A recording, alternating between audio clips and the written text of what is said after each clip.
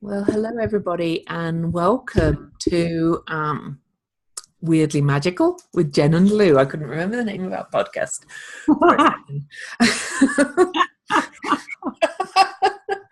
I'm Lou, and I am an astrologer, and you can tell Mars retrograde and out of bounds is kind of playing havoc with me, but I'm having fun with him. So there you go. So, and I'm Jen. Yes. I'm an Akashic. I'm an Akashic reader and healer and creator of the Illuminating Journey cards. And today we are going to talk about the total lunar eclipse that takes place on July the 27th at 2:20 p.m. Mountain, which is 1:20 p.m. Pacific, 4:20 p.m. Eastern, and I guess that's 9:20 p.m. in the UK. And if you're in Australia or New Zealand, use timeanddate.com because you have multiple time zones and I can't possibly remember them all. And this eclipse takes place at 4 degrees and 44 minutes on the Leo Aquarius axis, which means, because a lunar eclipse is a full moon, which means the sun and the moon are opposite each other with the earth in between. And so the moon is at 4 degrees 44 minutes of Aquarius and the sun opposite in Leo. And this is a very tight eclipse. By that I mean that it's very close to the moon's nodes, which is actually what makes a new or full moon an eclipse. It's the proximity to the nodes. And the closer the sun and moon are to the moon's nodes, the more total the eclipse and the longer lasting it is. And this will be a total blood red moon eclipse. I believe it lasts for over a minute, which is in its totality, which is quite long. And it's a south node eclipse, which means that the moon is conjunct the south node of the moon, which is the dragon's tail or Keto, and it's the releasing part. It's what we're being asked to release. And it's also conjunct Mars. In fact, the moon is nicely sandwiched between the south node and Mars is retrograde and out of bounds. So there's really some kind of crazy energy in this eclipse. It's also squaring Uranus in Taurus, and Pallas Athena, the asteroid, is conjunct the north node and the sun in Leo. And to add to all this, Mercury turns retrograde the day before the eclipse, just a few hours before the eclipse is total. And that will make 6 planets retrograde at that time, I think, not even counting the asteroids. I'm just checking. 1, 2, 3, 4, 5. Yeah, 5 and Chiron, so 6.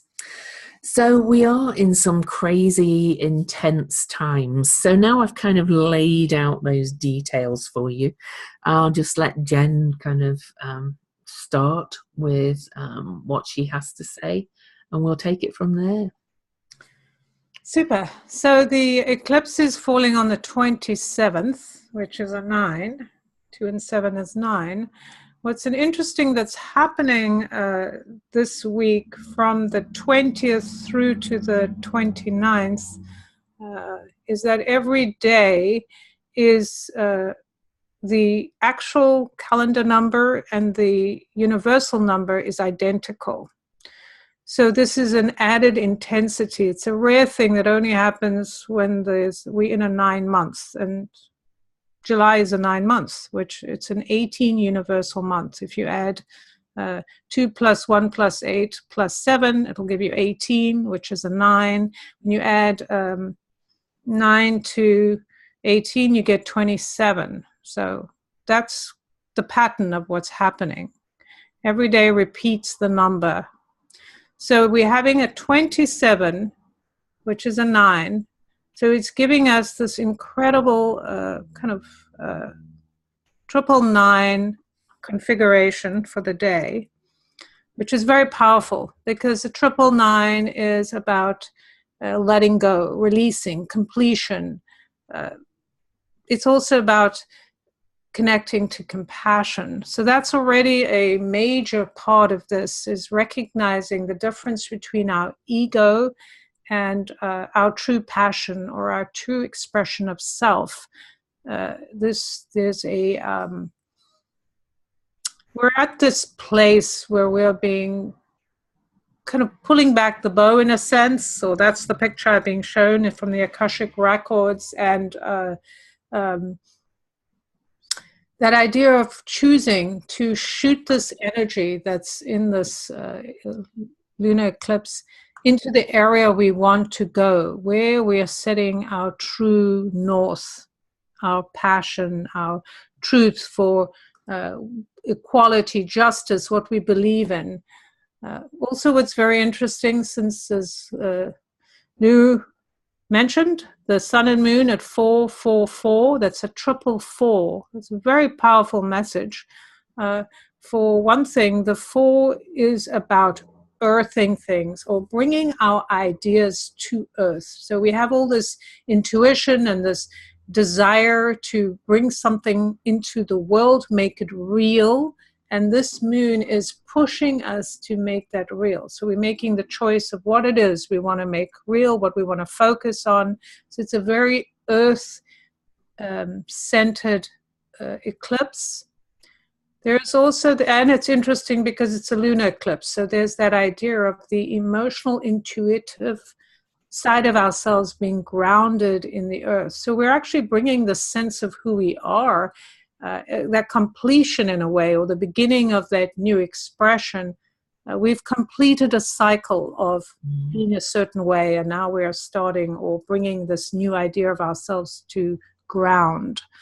So it's quite a powerful shift as the beginning. The triple 4 also comes to 12, which is the number of kind of learning. It's the number that flips between learning or the shadow of being a victim.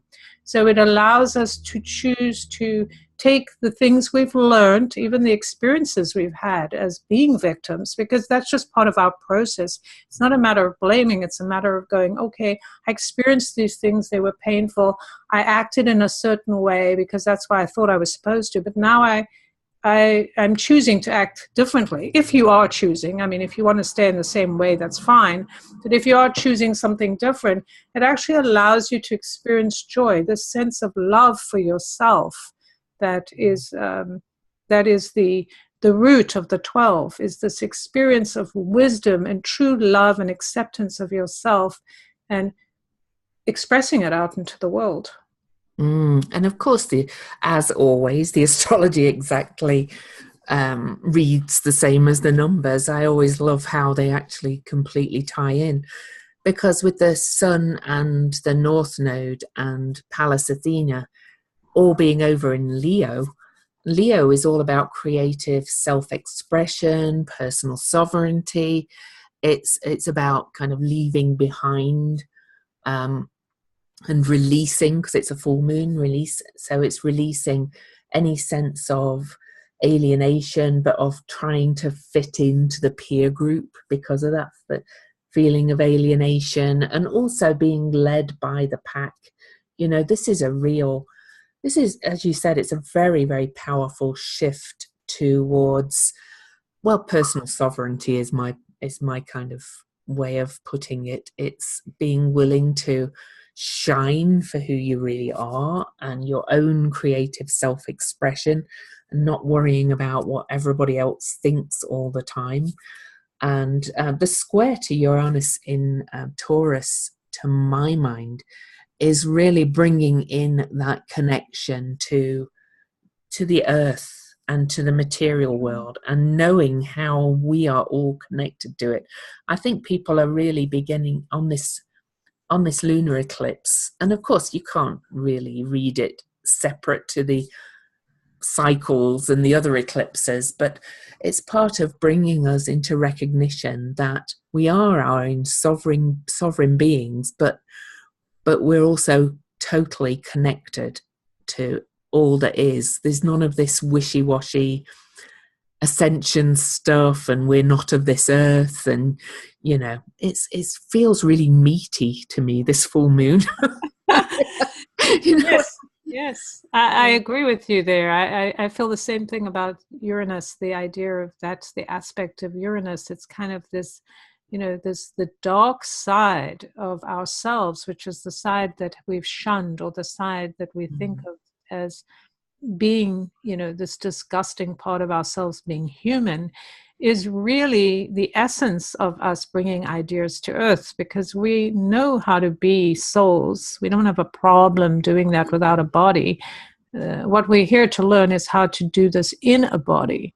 So it's a very exciting thing to see this kind of challenge, this aspect of, on the one side, the sun and Pallas Athena, this kind of more feminine energy, and then the other side, the Pluto with Mars and Lilith. There's a lot of rage on the female side, or in the emotional side, which looks or sound like, the message I'm getting is that it's this idea of really digging deep into the juiciness of our rage. And because, I mean, you and I know as women, and probably a lot of women out there, rage has a bad name. And I'm not saying go out and, do crazy things to other people, but the idea of never being able to show your feelings or express your dissatisfaction. I remember as a child, I was told, be nice, or be quiet, or don't lose your temper, all those kind of things that girls were not allowed to do. And there is so much kind of backlash against a woman. We were talking about that woman that in the bar that flipped over the guy that touched her butt. And that's the kind of thing. It's that wait. And what you're talking about, Louise, the idea of that sense of sovereignty. The truth of our sovereignty lies in our recognition of our boundaries of our physical bodies, and going, the two are connected. My spirit and my body are connected. If someone, invades that space, I have the right to speak up for myself. And speaking up is not always about words. No, it really isn't. Oh, excuse me. And I actually wanted to read the Sabian symbol for the moon, for the placement of the moon, because it just speaks to what we're talking about. It's humans worshipping, and this is the Chandra symbol, not the Sabian symbol. Humans worshipping an obese nature goddess, and I just thought, how glorious is that? It's kind of fat and fertile, and and of course the earth is really an obese nature goddess. She's like, she is bursting with life, and obese in this respect means a good thing to my mind. It just means, really kind of full and juicy. This is all these words that keep coming to my mind. It reminds me of, those images of the goddesses, the really ancient goddesses I'm talking about. A lot of them were just really fat, quite frankly, and that used to be celebrated because it was motherly and fertile and very huggy. That's another word that comes to my mind. So, everything about this feels like it's very fertile, like we're really going to be able to let go a lot of dryness. I mentioned the moon being in Aquarius, and of course the moon is the mother too, but she's in Aquarius on the releasing end of this full moon, and Aquarius is very dry, and Leo is ruled by the heart. So it feels like we're just being pulled towards the heart in all ways on this. Yeah, you know, that's really interesting when you were saying that about the idea of this obese woman. I was thinking about the word gross, which in Mm, English we tend to think of something disgusting, but mm, actually in French, gros means big or great. It doesn't mhm. mean something awful. It's actually, you know, it's wonderful. It's lush. And And in German, in many languages, I think. yes, right. Yeah. So it's very interesting. The thought coming through is that, well, maybe that's one of the reasons why our society has a fondness for thin women, because remember, Mm, that's very, it's the patent, you know, what do you call it? Male oriented. You have thin women, they can't really be juicy. They can't really express the joy, the plumpness of the richness of being a representative of the earth. mm, And so there is that correlation of that dryness. You're thin and oh skinny, and I'm not allowed to eat, and I've got to deny myself. mhm. So if we're just denying what we put in our mouths, we're also denying the things we can do. You know, I can't laugh too loudly or spit or fart or cough or something because, you know, I won't be a lady. And it's all that bullshit that Mm. has been pushed on us, and we've taken that to mean like, oh, the way to be a real woman is to be the skinny, starving person that has no And right. skinny and starving in all ways. Yes. I'm not suggesting people just sit on a couch and eat bonbons and get really fat. But this is about Mm. celebrating the richness of the physicality of our existence. Exactly, and we're not suggesting that people that are skinny or thin naturally uh, No. should put on weight. Like it's just celebrating the body you have and allowing it to be what it is without Mm, trying to make it something different because society tells us, right? I mean, yeah. society is telling us to confine our body or confine our loudness or confine our responses or desires. Mm, And same like desires, you know, it's passion. It's not all about sex. It can be, but there's so much more to desire and creativity mm, than sex, right? It's like when we do things we love, when we're stimulated by conversation and experience and doing things, everything starts to shift. We do become more autonomous because we mm, actually have things that give us meat. We're not looking outside ourselves to go, oh, what's my value to the world? mm, We're looking at ourselves going, I know my value because these are the things I'm creating. It's connected. I'm connected to that self-love, that number, the 12, the 3 that I was talking about, that mhm. idea of being in love with yourself And from and and I spiritual place. and I just find it so interesting as well that Mercury turns retrograde the day before, making. So I'm just going to list them. So we'll have Mercury, Mars, Saturn, Neptune, Chiron, and Pluto all retrograde on the eclipse, and that's also kind of pulling us within. Mm. Everybody talks about the rewords for Mercury retrograde, and they all talk about things breaking down and things, but it's got much deeper meanings than that. With all of this being retrograde, we're being asked to kind of go into this human body, I think, and really reflect on what it is to be human in so many ways. And Mercury going retrograde the day before in the same sign of the North Node of the eclipse is again about reflecting on this creative self-expression, which is a really good description for Leo. And the sovereignty is a good description as well, because you know you think about the Leo likes to be on the stage and to shine, but to do that you have to feel confident in your own sovereignty, and that's what we're being asked to reflect on, I think. Absolutely. I was also reflecting on the idea that Mercury is going retrograde before the eclipse. It's such a huge message when you think that Mercury is the messenger, but it's also an aspect of duality, which Mm-hmm. is the other part. Like we have taken our light, like many of us think of confidence in terms of somebody liking us or we get a lot of applause.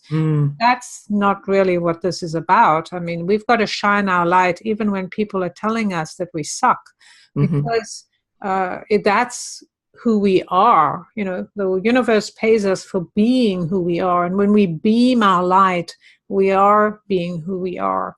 And Mercury at 23 degrees, 23 degrees is called the Royal Lion. It's considered the strongest number of all the numbers. And it's giving us the courage, again, that number that goes with Kur, the heart, the lion, that's courage, and Mercury being giving us the courage to follow our intuition.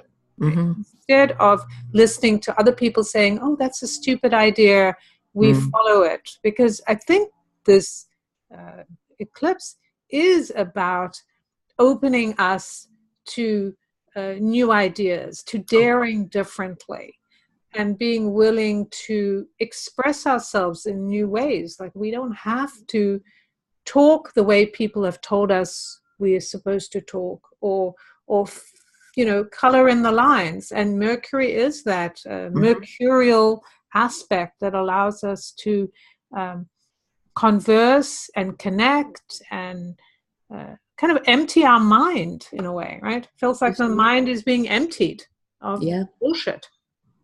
Yeah. And to speak from the heart. And you've said follow the intuition, and yes, it's that. I've been saying follow the heart's desire as well. That's and to open your heart, to others. And if you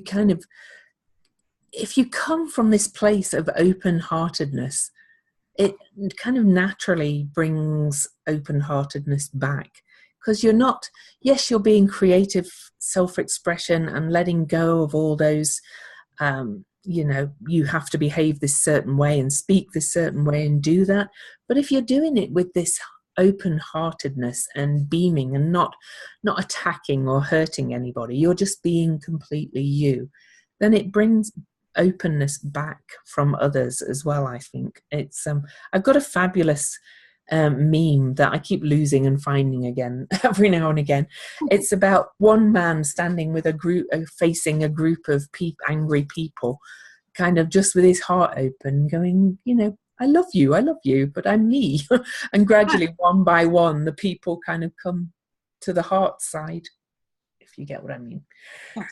Because I love Aquarius, so I don't mean to diss Aquarius, but in this case, with it being on the South Node, I think the Aquarian energy is showing more the less positive side of the Aquarian energy, of this detached, of feeling separate and not feeling a part of anything, and yet trying to follow the peer group. There are many positive qualities of Aquarius, of course, but with the moon being on the South Node, that tends to emphasize the less positive qualities, shall we say. And Mars being retrograde conjunct the South Node and the moon, and out of bounds, he's saying cut this out. He's saying stop this. This is very dramatic, this full moon eclipse, to be honest, because Uranus in Taurus is squaring it, and Uranus does things quite suddenly. He's not called the Lord of Lightning Bolts for nothing. He brings radical, sudden change for both ways. A lot of people go, oh, when I say that, but it's also sudden awakening. It's sudden new awarenesses. And then Mars, he's just saying, let's just cut this out, and it's time to do things differently. So. Yeah, I think it's an interesting thing, because I see the aspect you talked about, the Aquarian aspect of kind of being more distant in a way, in some ways is useful at this time, because a lot of what we have done, and of course we have Mars in the picture, as you mentioned, and some other aspects there too, a lot of what we've done is we've separated ourselves, but we have believed other people, right? They're right, we're wrong, we're outsiders. So this aspect to me speaks of the idea that if you can be an outsider if you want to, but you don't have to be an outsider. However, there's an aspect here that has to be dealt with, and that is learning to speak to those who have called you an outsider, learning to call them out and go, no, I'm not an outsider. I refuse to accept what you're saying about me. So we can be more distance, and it takes the emotion out of what we're saying, because a lot of times the drama aspect, of course, is huge, because with all those nines and everything else that's going on in the chart that you've mentioned, it is very dramatic. And with Leo, however, that's can be the shadow aspect of the nines, right? We have all those nines where the true part of ourselves, the heart you were talking about, is the heart of our energy, is it needs, we don't have to exaggerate it to get attention, right? And that's the part where this coolness of Aquarius helps us to go, wait, I don't have to force myself on people. It can be like that guy in the meme, right? I love you, but I can't be you. So, instead of that emotional thing, don't let me go, bring me in, let me in, that kind of begging energy, it moves us away. That is one aspect. I mean, I know the other aspects that may not be as some emotional detachment is very good, but I guess I should have used the word disconnection for yeah, I mean, as I said, Aquarius has many positive qualities. It's just kind of the less positive qualities we're being asked to release on this one. Yeah. And the thing is, it's good to recognize there is that sense of being separate, and that's okay. It's okay to say there are some things about me that are separate, but this detachment allows us to recognize, do I want to be separate, or how do I want to be separate? Yeah. We're getting to choose, because it's also that aspect of tribe. There are some aspects of tribe that are very unattractive, in the sense that tribes making people do everything the same way, like robots. And I don't like that aspect of tribe at all. Me neither. Right. So that's the thing. We need to be able to go, wait, I want to be in a tribe and I want to be with other people, but I'm not going to do what they want me to do. So I'll be cookie cutter or fall in line. So there's all those fine lines that are here for us, like you say, for us to release. We can release that side of being an outsider by joining the places we want to join. Just say, instead of saying I'm an outsider, we get to say, I know who I am. I'm an individual and I want to belong to this tribe. I'm just going to join them. Yeah. And most of the time people accept us. It's when we think we're outside and we act, then we're acting like we're an outsider. Then we're wondering why people are treating us like outsiders, but we're projecting that energy. Exactly. Yeah. Because we're shutting our heart center down, really, because we're shutting our heart down to any connection by deciding, really, that we are the outsider. Yeah.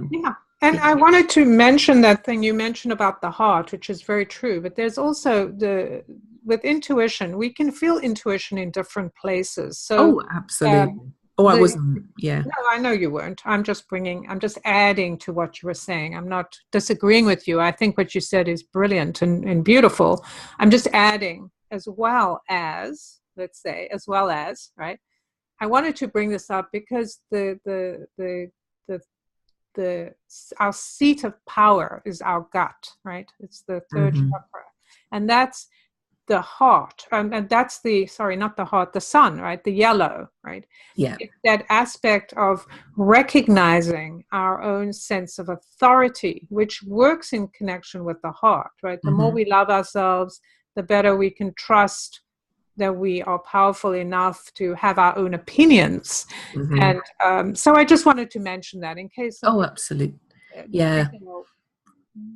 I would agree. Me, right? What about me? I feel it in my gut. I feel it in my groin. You can feel this anywhere, but you can bring it into the heart, because that's the central meeting point. In fact, the heart is more powerful than the brain. So it's better to go through your heart, and then if you want to be practical, you can check in with your mind. Like, Absolutely. you know. And I think when I say heart's desire, I think a lot of people don't know what that is. They don't know. And yeah, you have to check in with all of you to realize what that is. What is your own creative self-expression? What does it mean to follow your heart? A lot of people have lost touch with that, and that's a lot of that disconnection as well.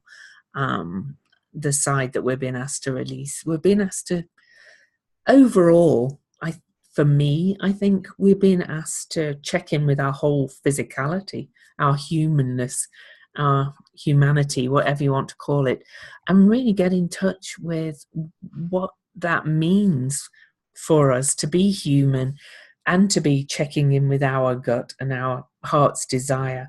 And most people have lost touch with any of that because they're so outer focused. Yes, disconnected, right. Yeah. Yes, that's an excellent point. I agree in the sense, well, for me, this experience we're having is allowing us to be in our bodies, as you're saying, which, you know, we've been going through a process for quite a while of learning to get more comfortable with our bodies. Because most of us, with our spiritual aspect, our minds, we're running out of our bodies. We're leaving our bodies because it's safer, or it has been safer in the past. We're learning now that we have to trust what we're experiencing, because we have the power of our heart to make different decisions. Like before, we weren't as in touch. Now we are able to kind of expand the light coming into the heart. And so when we go, okay, instead of me running out of my body and not being present because I'm afraid, to let myself stay in my body and feel my feelings. That's the ultimate of being present. But it's also the way, because what's happening now is we're actually entering this time where our divine essence, or whatever you want to call it, is entering our body. Like, we don't, you know, we think we're supposed to, like, you know, be this perfect person and you know, not do any, you know, not swear, not yell at people, not be unkind, all of those things. Kind of an unrealistic aspect of being spiritual. But the real way to be spiritual is to expand our body and have that plumpness we're talking about. It doesn't have to be physically, you don't have to be physically plump, but to feel that sense of richness in your body that allows this divine energy to be felt in your body, so you can feel your sense of higher self and begin to see the world through the eyes of your higher self. So you can be more compassionate, more loving. You have a better idea of why you're here and what you want to do. Yeah, absolutely. I don't know if I have much more to say about this one, actually. It's just powerful. It's rich. I keep saying those kind of words, juicy, just I'm kind of excited, to be honest, about this full moon. It's you know, it's in the middle of two solar eclipses, because we have the next solar eclipse is at 19 Leo on August the 11th. I think it's 19 Leo. And you know, we're kind of switching direction with eclipses, so we're at a pivot point, because after that we'll be having lunar eclipse followed by solar eclipse, whereas before for a while we've been having solar eclipse followed by a lunar eclipse, and they switch after a while. And then by the time we have our next set of eclipses, because we have two sets every year, they're going to all be in Cancer and Capricorn. So these are the last eclipses on the Leo Aquarius axis, which makes them kind of very important anyway. And there's a lot of harking back to the eclipses last year, including the total eclipse last August the 21st. So I just think this is a huge pivot point. It's pivoting in so many ways. Anything on the moon's nodes is a pivot point. It's got that square to Uranus, which is making it a pivot point. It's moving into the Cancer Capricorn axis, so we're leaving that shift. There's so many shift aspects on this, and I just feel like it's going to be an intense time. And you hear a lot of astrologers going, oh, and that Mars retrograde in Aquarius is kind of tough, but it's all a lesson for us, and there's so many possibilities that can come from this energy to move forward to that sovereign state that we've been talking about. So yeah, I think that's a really powerful point, that this is actually the longest eclipse of the century. That's what they're saying. So it is a big deal. I agree. It is that catapult, moving us into a whole new way of being. It's giving us this, juicing us up. So we feel agitated, remembering we're feeling agitated because this is bringing us into our body. We are feeling feelings we haven't felt for centuries, maybe never. And so it is uncomfortable. It's uncomfortable looking at people and going, wow, that person did that.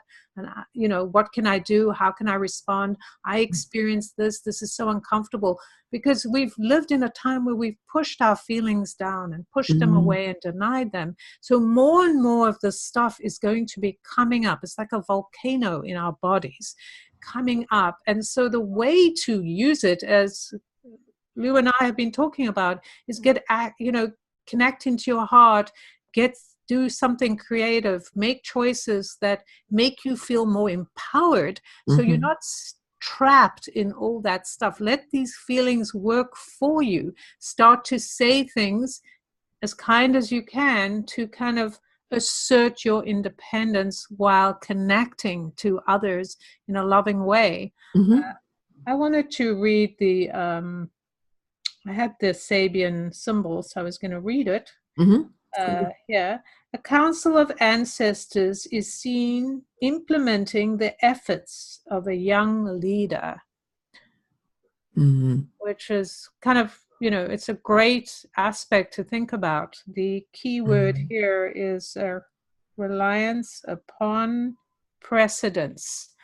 So this is about looking to the young. How interesting that we've coming from an old way of doing things. We're moving into the young leader, people that we look at, say, oh, you have no experience. Well, we don't know that because everyone's divine. And so everyone has talents. Of course. And of course, Leo represents the young. It's teenagers. It's the inner child. It's yes, where we go. That's the new ideas. We have a lot of new ideas coming through here. A lot of sudden change of things we haven't expected and may shock us and wake us up. This is about waking up and going, this is great. I'm having the greatest time of my life. It doesn't mean everything that's happening to you is yummy and wonderful. It can be terrible, but you're in it. You're experiencing and you're making choices in the moment. I think it's incredibly exciting. I feel very excited about this. I do too. Even though I don't agree with everything, but it feels wonderful to be alive right now. Oh, exactly. I mean, there's a lot not to agree with. But if you try and step back and see the bigger picture, I think, we're in a time of tumult and change because we are between the ages anyway. We're moving out of the age of Pisces into the age of Aquarius. And the change of ages is always a tumultuous time. And things are going to have to be done differently. And, to not get into detail about what's going on in the world, people are very well aware. It's just part of the process. It's going to change, and change isn't comfortable at all, always. So, yeah, change is uncomfortable. But I think the key aspect here for me is that what can you do in your world to change? You don't have control over people in the next room, in the next building, or whoever these people are. But you can certainly look at things in your life and go, I'm going to do this differently. Somebody's insulting me. I'm going to speak up. The person next to me is being insulted. I'm going to speak up. Here's an opportunity for me to do something crazy and daring. I'm going to go for it. Mm-hmm. And Yeah. that's how we can get in rhythm with these energies instead of pushing or resisting. Mm-hmm. That just makes it way more uncomfortable, and it's just longer and harder. Exactly. I'm actually going to read the Sabian symbol for the other end of the eclipse, because I think that's quite relevant too for the sun. Is rock formations tower over a deep canyon. And the keynote is the structuring power of elemental forces during the long cycle of planetary evolution. And that kind of talks about what I was saying about, this shifting of the ages. It's like, you think about how the earth shifts and changes with rock formations and canyons. The elemental forces cannot be stopped, and this cannot be stopped. We're in a point of elemental and huge evolutionary change, and I Yes. think it's best to enjoy it personally and Exactly. grab it by the horns and just Exactly. This is an exciting time because we have to remember, like you're saying, this toppling of the old and the breaking down of, when rocks are falling, there's nothing you can do but get out of the way and then decide what to do with the rocks that fall on the ground. And exactly. so the idea, look at us, as long as memory, we haven't had this opportunity to truly say what we think. Mm-hmm.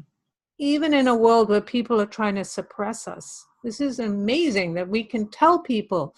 We see all these people going up and insulting people to their faces. They feeling that freedom, and we have the same freedom to hold them accountable and Yeah. hold ourselves accountable. And, it's just brilliant. So, watch out for falling rocks, and then, I don't know, go build a house with it or do something useful. And just step back and see the bigger picture of the whole change instead of getting caught up in all the minutiae of all the things that are going on, because it's all part of the process. Every player is playing their part in this. So Totally. yeah. Agree. And yeah, don't be caught up in it. I agree. But again, it's how you look at it, right? Your perspective. Exactly. Knowing. It's like when you know things are happening, you can stand back and go, I don't need to get caught up in this because it's bullshit. I can wait and decide if this is something I need to attend to, or what am I building? Let Yeah, me go do something that involves me shining my light. exactly. So everybody.